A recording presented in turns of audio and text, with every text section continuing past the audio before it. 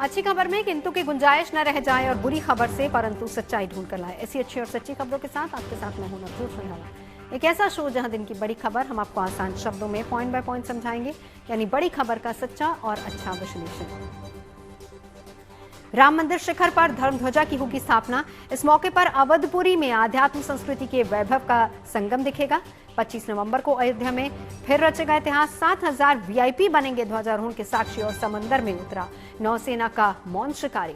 नौसेना में आईएनएस माहे की एंट्री। अयोध्या में होने वाले इस आयोजन के लिए 140 करोड़ देशवासी बड़ी बेसब्री से इंतजार कर रहे हैं, मगर कुछ ही लोग हैं जो कि इस कार्यक्रम में शिरकत कर पाएंगे और इसके साक्षी बन पाएंगे। से मेहमानों की संख्या करीब 7000 बताई जा रही है, जिनके आने जाने, ठहरने, खाने और सुरक्षा के पुख्ता इंतजाम किए गए हैं।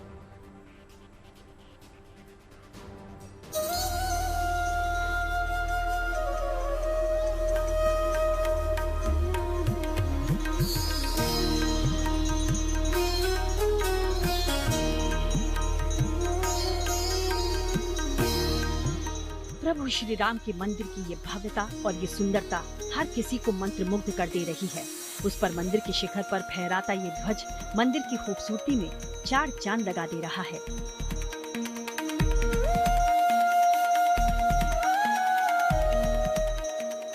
अब से कुछ घंटों बाद जब औपचारिक तौर पर ये ध्वज मंदिर के शिखर पर फहराया जाएगा तो हर राम भक्त के लिए ये पल कभी न भूलने वाला होगा।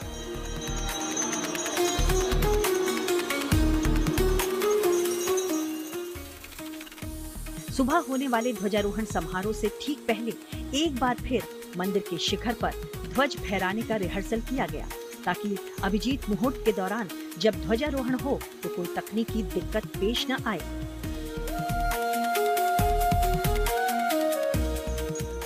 राम मंदिर के शिखर पर लगने वाले धर्म ध्वज का दिन अब आ ही गया है। आप ठीक मेरे पीछे अगर देखें तो राम मंदिर का शिखर आपको दिखाई देगा और शिखर के पास वो जो भगवा ध्वज लहरा रहा है, दरअसल यही धर्म ध्वज है।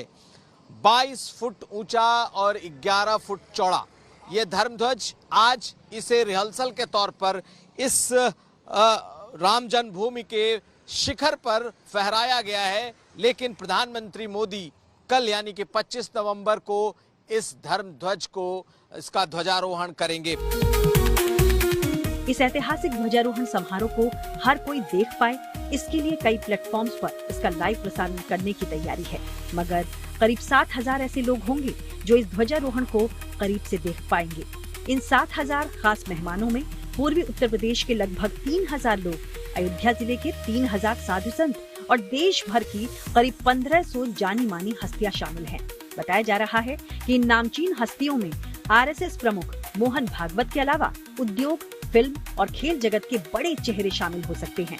ऐसे में अयोध्या के महर्षि वाल्मीकि इंटरनेशनल एयरपोर्ट पर करीब 45 विमानों के उतरने की संभावना जताई जा रही है।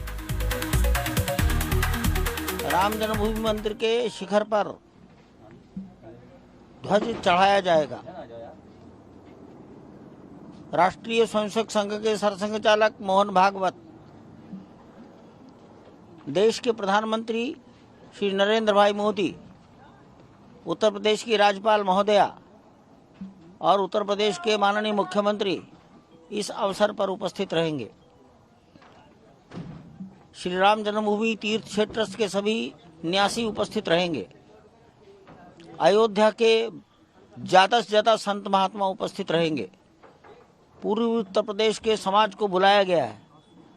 पूर्वी उत्तर प्रदेश का सारा समाज का रिप्रेजेंटेटिव वर्ग यहाँ उपस्थित रहेगा।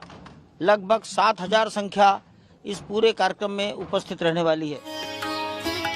ध्वजारोहण समारोह में आने वाले इन मेहमानों के ठहरने के लिए टेंट सिटी और खाने पीने और साथ ही प्रसाद का इंतजाम राम मंदिर ट्रस्ट और अयोध्या प्रशासन की ओर से किया गया है। गुड न्यूज टुडे की टीम उस जगह पर पहुंची जहां मेहमानों को दिया जाने वाला प्रसाद और नाश्ता तैयार किया जा रहा है।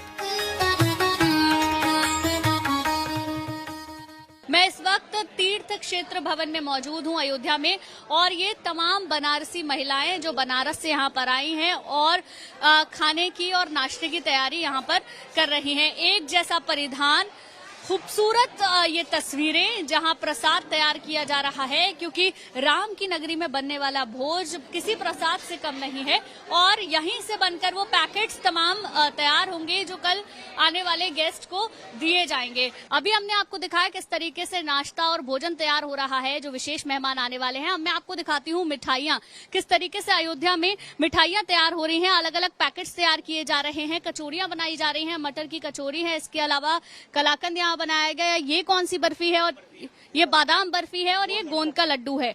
तो ये क्या है? मिक्सचर नमकीन। तो सारे मिठाइयाँ ऐड करके एक पैकेट तैयार किया जाएगा। ये दिखाइए जरा।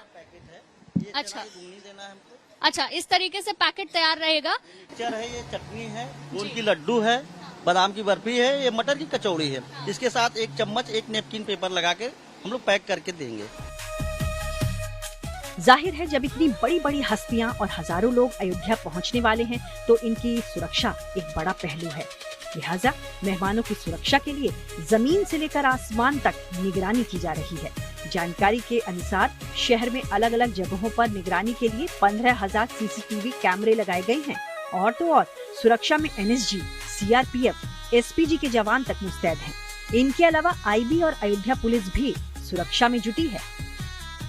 चप्पे चप्पे पर यहाँ पर पुलिस का पहरा लगा है। जो लोग जवान हैं वो गश्त कर रहे हैं। पीएसी के जवान हो, अलग अलग फोर्सेस के जवान हो, उनकी भी तैनाती आप यहाँ पर देखेंगे जो दिन रात एक कर रहे हैं, क्योंकि प्रधानमंत्री का प्रोटोकॉल है। साथ में अन्य फोर्सेस भी एक्टिव हैं। तमाम बैरिकेड्स को आपको दिखाऊंगा। लता चौक एक तरफ है तो एक तरफ तमाम बैरिकेड से इस पूरे एरिया को जो है वो कवर कर दिया गया एक सिक्योरिटी के पॉइंट ऑफ व्यू से। कुल मिलाकर मंदिर निर्माण के बाद से अयोध्या आने वाले श्रद्धालुओं की संख्या साल दर साल जिस तेजी के साथ बढ़ी है, उम्मीद ये जताई जा रही है कि ध्वजारोहण समारोह के बाद तीर्थ यात्रियों की इस संख्या में और बढ़ोतरी देखने को मिल सकती है। अयोध्या से गुंजन दीक्षित, कुमार अभिषेक, समर्थ श्रीवास्तव और संतोष कुमार के साथ bureau report, good news today. चलिए बात नौसेना के साइलेंट किलर की। समंदर में नौसेना का मौन शिकारी उतर चुका है। भारतीय नौसेना में आईएनएस माहे की एंट्री हो चुकी है। माहे पहला स्वदेशी पनडुब्बी विरोधी युद्धपोत है जो कि 8 SWC सीरीज का पहला पोत है। Chief of army staff general Upen Dwivedi और पश्चिमी नेवल कमांड के commander in chief vice admiral Krishna Swaminathan की मौजूदगी में आईएनएस माहे की कमिश्निंग हुई है, यानी कि आधिकारिक रूप से उसकी नौसेना में एंट्री हो चुकी है। यानी देश के तटीय इलाकों में दुश्मनों की पनडुब्बियों का काल बनेगा माहे।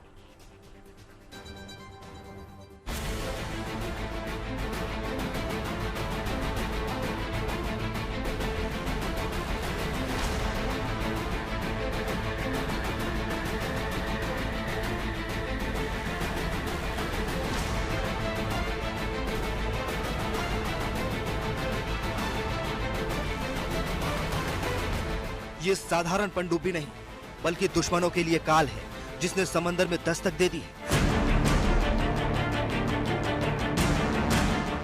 समंदर में अदम्य साहस, शौर्य और पराक्रम के नए मापदंड तय करने वाले नई पीढ़ी के योद्धा का आगमन हो चुका है।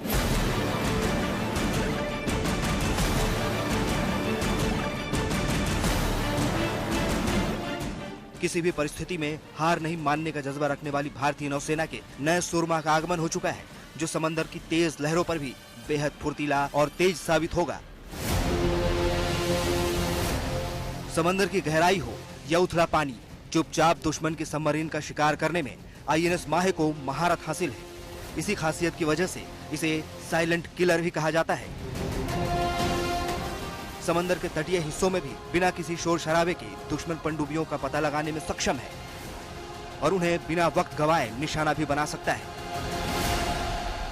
अमित चंद्र चौबे हूँ, मैं जहाज का कमांड अधिकारी हूँ। वाह क्या बात है, मतलब बहुत सही जगह आकर के हम पहुंच चुके हैं। सर थोड़ी सी एक जानकारी दें, क्या खासियत है अगर आपके शब्दों में जानना चाहें तो? ये जहाज जो बनी है वो AHW सैलो वाटरक्राफ्ट ऑपरेशन के लिए बनी है। जितने भी सबमरीन और जो दुश्मन के सबमरीन हमारे आसपास आती थी, अब इस जहाज के कारण हमारे पास नहीं आ सकती है। जहाज बना है ये पूरी तरह भारत में बना है। पूरी के पूरी जो भी यहाँ पर आप वेपन एंड सेंसर्स देख रहे हैं वो पूरी तरह से 100% स्वदेशी है। तो ये एक प्राइड मोमेंट है फॉर ऑल इंडियंस। देश की तटीय इलाकों की निगरानी सुरक्षा के साथ साथ दुश्मनों की पनडुब्बियों को तलाशने और उन्हें तबाह करने के लिए कई आधुनिक उपकरण लगे हैं। ये जंगी जहाज 2 मॉडर्न सोनार सिस्टम से लैस है, एक गहरे पानी के लिए जबकि दूसरा उथले पानी यानी सतह के करीब के लिए है। ये आधुनिक डिटेक्शन सिस्टम इसे दुश्मन की पनडुब्बियों को पीछा करने में समर्थ बनाता है। 78 मीटर लंबा आईएनएस माहे का वजन 900 टन है। आईएनएस माहे में टॉर्पीडो और एंटी सबमरीन रॉकेट मौजूद है। ये जहाज दुश्मन की पनडुब्बियों का पता लगाने के अलावा माइन बिछाने जैसे काम भी कर सकता है। अगर इस नए जंगी जहाज की स्पीड की बात करें तो 15 नॉट यानी 46 किलोमीटर प्रति घंटा है। दिखाने की कोशिश करेंगे कि क्या कुछ खासियत इस समय आईएनएस माहे में बताई जा रही है। देखिए, जो सबसे बड़ी बात यहाँ पर देखने को मिल रही है, ये जहाज देखने में भले ही छोटा दिख रहा हो लेकिन बहुत ही शक्तिशाली है और चपलता, सटीकता व सहन शक्ति का प्रतीक भी है, जो तटीय क्षेत्रों पर प्रभुत्व बनाए रखने के लिए आवश्यक गुण माने जाते हैं। खास तौर से इस जहाज में जिन मशीनों को लगाया गया है, बनाया गया है, उनके नाम देखिए। सरफेस गन है इस पे और एक स्वदेशी रॉकेट लॉन्चर भी है, यहाँ तक कि टॉर्पीडो डिकॉय भी है और स्टेबलाइज रिमोट कंट्रोल गन शामिल है और सेंसर में सोनार सिस्टम के साथ साथ LFVDS भी शामिल है। इस तरह से इतनी सारी क्वालिटी के साथ में कहा जा सकता है कि आईएनएस माहे जो है वो अब भारत को मिल चुका है। देखिए, एक और लेफ्टिनेंट कमांडर प्रणव शर्मा ने भी कुछ देर पहले बताया था कि एक कोचिन शिपयार्ड लिमिटेड का बनाया हुआ है और ये माहे क्लास में लगभग इस तरह से 16 जो जहाज हैं वो आने वाली है, जिसमें से पहले यही है और इनका नाम ही आईएनएस माहे रख दिया गया है। 80% इसके जो पार्ट्स हैं वो स्वदेशी हैं, ऐसी चीज़ें सामने बताई जा रही है। साथ ही साथ इस जहाज पर जो हथियार और सेंसर सूट की बात करें तो सबसे पहले NSG है, जो नेवल सरफेस गन है, जिससे हम सरफरेश और एरियल डोमेन में किसी भी दुश्मन के पार्ट्स को न्यूट्रलाइज किया जा सकता है। इस जहाज से दुश्मन की जो सबमरीन के जो फायर है उसे खत्म किया जा सकता है। साथ ही साथ टॉर्पीडो न्यूट्रलाइज करने में भी ये बहुत ज़्यादा मददगार है और ख़ास तौर से ये बहुत ही ज़्यादा शक्तिशाली इस वजह से भी है क्योंकि स्वदेशी चीज़ें इसमें बहुत ज़्यादा बनाई गई है और ख़ास तौर से भारतीय नौसेना के लिए आज का दिन यानी कि सोमवार का दिन बहुत ज़्यादा स्पेशल, बहुत ज़्यादा ख़ास है। और देखिए किस तरीके से आईएनएस माहे इस समय बनकर तैयार है। और देखिए, ये जो मशीनें होती हैं, ये मैं आपको बताऊं, देखिए जहाज के ठीक नीचे एक छोटा सा विंडो यहाँ बना हुआ है और इस विंडो के अंदर ही वो मशीनें रखी गई हैं जिसमें से गोलियां होंगी, फायरिंग की जानी होंगी। और मुझे लगता है कि जो जानकारी यहाँ पर नेवी द्वारा दिया गया है कि बकायदा पहले हवा में फायर होगा और वो जो गोलियां होंगी वो काफ़ी किलोमीटर दूर जाने के बाद पानी के भीतर जाएंगी और फिर भीतर जो छुपे दुश्मन की पनडुब्बियां हैं उन सभी पर उनका काम होगा। रक्षा क्षेत्र में आत्मनिर्भर भारत की सोच को बढ़ावा देने के लिए आईएनएस माहे में 80% से ज्यादा सामग्री स्वदेशी है, जो युद्धपोत के डिजाइन और निर्माण में भारत की बढ़ती महारत को दिखाता है। मुंबई के नौसेना डॉक यार्ड में इस पहले स्वदेशी पनडुब्बी रोधी युद्धपोत को नौसेना में शामिल किया गया।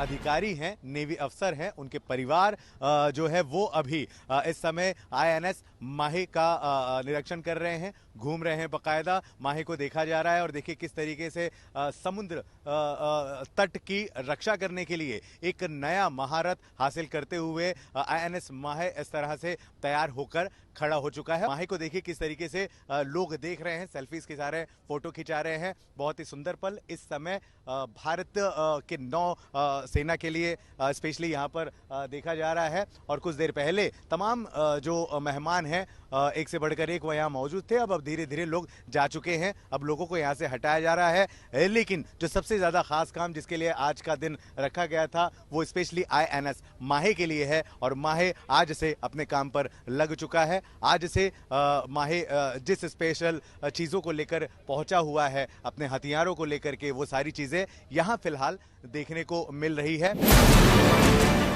भारतीय नौसेना के लिए माहे क्लास के लोग 16 ASW वाटरक्राफ्ट बनाए जा रहे हैं, जिसमें से पहले 8 जहाज पूरी तरह एंटी सबमरीन स्पेशलाइज्ड होंगे। आईएनएस उसी सीरीज का सबसे पहला जहाज है। हर 6 महीने में इस क्लास के नए जहाज नौसेना को सौंपे जाएंगे, जिसकी वजह से साल 2029 तक सभी जहाज सेवा में आ जाएंगे, जो तटीय समुद्री सुरक्षा में भारत के लिए गेम चेंजर साबित होंगे। मुंबई से धर्मेंद्र दुबे के साथ bureau report, good news today.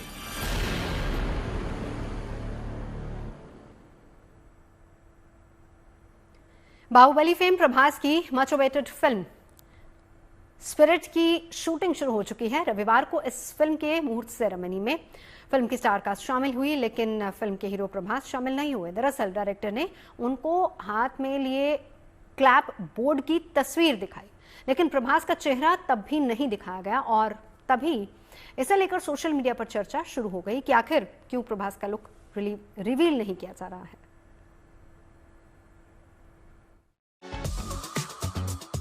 South superstar Prabhas की मोस्ट अवेटेड फिल्म स्पिरिट की शूटिंग आखिरकार शुरू हो गई। रविवार को एक ग्रैंड पूजा सेरेमनी के साथ पूरी टीम ने शूटिंग शेड्यूल की शुरुआत की। साउथ के दिग्गज एक्टर चिरंजीवी ने स्पिरिट का मुहूर्त किया, जिसमें फिल्म की लीड एक्ट्रेस तृप्ति डिमरी और एनिमल कबीर सिंह जैसी सुपरहिट फिल्में देने वाले डायरेक्टर संदीप रेड्डीवांगा भी मौजूद रहे, लेकिन प्रभास कहीं नजर नहीं आए। सवाल उठता है कि इतनी बड़ी फिल्म फ्लोर पर आए और फिल्म का हीरो ही मुहूर्त सेरेमनी से नदारद रहे। क्या इसकी कुछ खास वजह थी? क्या प्रभास वाकई कहीं और बिजी थे, या फिर उन्हें ओपनिंग सेरेमनी से दूर रखना डायरेक्टर की सोची समझी रणनीति का हिस्सा थी? ऐसा इसलिए कि फिल्म के डायरेक्टर संदीप रेड्डीवांगा ने स्पिरिट का क्लैप बोर्ड लिए प्रभास के हाथों की एक तस्वीर शेयर की, लेकिन प्रभास का चेहरा यहाँ भी नहीं दिखा। प्रभास की इस झलक के साथ संदीप रेड्डीवांगा ने कैप्शन में लिखा, डियर फैंस, मुझे लगा कि प्रभास अन्ना के हाथ ही आप सभी को एक्साइटेड करने के लिए काफी थे, इसलिए इस मुहूर्त के दिन मैं आपके लिए पोस्ट कर रहा हूँ। ग्रेटिट्यूड और प्यार के साथ, स्पिरिट। फिल्म के मुहूर्त से प्रभास का लुक रिवील न करने की वजह का अब तक खुलासा नहीं हुआ है। संदीप रेड्डीवांगा ने ये सुनिश्चित किया कि किसी भी तस्वीर में प्रभास का नया लुक ना दिखे। माना जा रहा है कि डायरेक्टर का इरादा अभी प्रभास के लुक को सीक्रेट रखने का है, जिस पर से पर्दा सही समय आने पर हटाया जाएगा, ताकि फिल्म को लेकर दर्शकों की एक्साइटमेंट और बढ़ाई जा सके। हालांकि एक्साइटमेंट तो सोशल मीडिया पर फिल्म के क्लैपबोर्ड के साथ ही शुरू हो गई है। एक्टर रजत बेदी ने पोस्ट कर रिएक्ट करते हुए लिखा, इस ब्लॉकबस्टर फिल्म को देखने के लिए इंतजार नहीं कर सकता। एक्ट्रेस तनिषा मुखर्जी ने लिखा, वो एक्साइटेड है अगर उन्होंने आपकी फिल्म स्पिरिट पर पकड़ बनाई हुई है। वहीं एक फैन ने प्रभास के लिए लिखा, रोंगटे खड़े करने के लिए उनका हाथ ही काफी है। तो किसी दूसरे फैन ने कमेंट किया, हाइप बनाने के लिए उनकी परछाई ही काफी है। इसके अलावा एक फैन ने कहा, स्पिरिट 2000 करोड़ी फिल्म लोड हो रही है। स्पिरिट से प्रभास का लुक भले ही अभी रिवील नहीं किया गया है, लेकिन फिल्म में प्रभास एक पुलिस अधिकारी की भूमिका निभा रहे हैं। इसका हिंट खुद डायरेक्टर ने करीब 1 महीने पहले प्रभास के बर्थडे पर दिया था। संदीप रेड्डीवांगा ने अपने इंस्टा अकाउंट पर हिंदी समेत 5 भाषाओं में फिल्म का एक ऑडियो क्लिप पोस्ट किया था, जिसे सुनने पर अंदाजा लगाया जा सकता है कि प्रभास फिल्म में पुलिस अधिकारी का रोल निभा रहे हैं, जिन्हें किसी वजह से प्रकाश राज की जेल में कैदी के रूप में लाया गया है। खाली तख्ती दो इसको, डिटेल्स लिखो और लेफ्ट राइट सेंटर हर एंगल से फोटो निकालो। संदीप रेड्डीवांगा के डायरेक्शन में बन रही फिल्म स्पिरिट एक एक्शन ड्रामा फिल्म है, जिसमें प्रभास के अलावा तृप्ति डिमरी, विवेक ओबरॉय और प्रकाश राज जैसे नामचीन कलाकार हैं। स्पिरिट की रिलीज डेट सामने नहीं आई है, लेकिन माना जा रहा है कि फिल्म 2026 के आखिर में सिनेमाघरों में दस्तक दे सकती है। Bureau report, good news today. खबरें सच्ची होनी चाहिए, अच्छी खुद ब खुद लगती है। Navjot Randhawa signing off. आप सुनते रहिए गुड न्यूज, देखते रहिए गुड न्यूज।